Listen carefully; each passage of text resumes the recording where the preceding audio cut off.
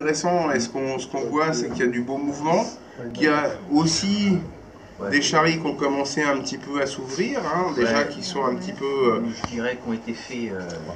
qui ont été faits un peu à l'arrache. Après, on va s'appuyer. Là, on a pratiquement tout ce qu'il faut après, même si on supprime cette branche-là, qui est très importante. Là. Ouais, celle-ci.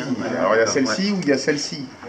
On pourrait très bien refaire un arbre que sur ça, juste avec le mouvement comme ça, en enlevant tout le reste. Là, on a plein de possibilités. Cette branche-là, elle pourrait refaire un arbre qu'on pourrait presque ramener vers la semi-cascade, avec la branche qui est là. Et ça veut dire qu'il faudrait raccourcir pas mal ce qu'il y a en haut. Et on a toujours plusieurs options.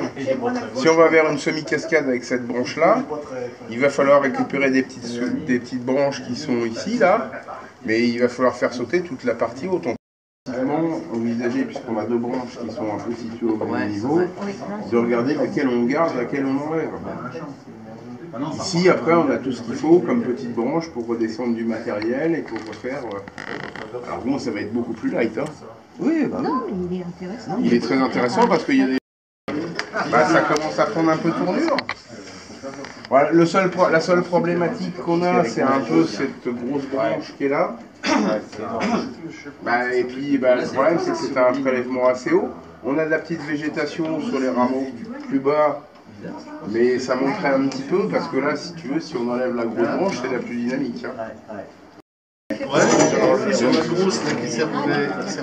Celle-ci, on pourrait peut-être envisager de récupérer, tu vois, en retravaillant, parce que là le bois est souple, en donnant du mouvement, refaire ou une branche qui descend et un apex avec celle-ci, tout en gardant les petites, mais en virant cette grande branche là qui est toute vide.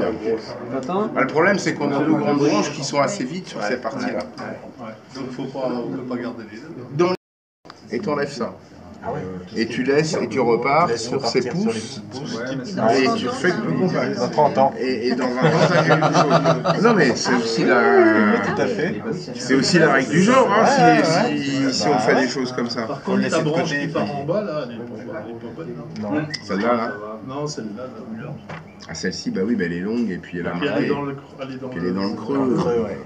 Enfin bon, s'il enlève ça, elle n'est plus dans le creux du coup. Peut-être plutôt celle-là, hein. Pareil. Hein. Ici, là, d'un seul coup, on a une grosseur. Ouais, ça fait une... Et puis on a moins de mouvement finalement. Ah oui, ça fait un angle droit. Hein. Donc c'est pour ça aussi que ça, mis à plat, tu amplifies le phénomène de l'angle droit. Si tu le penches un tout petit peu, tu le fais un peu oublier. Tu vois? Au moins il a le choix dans ses jeans.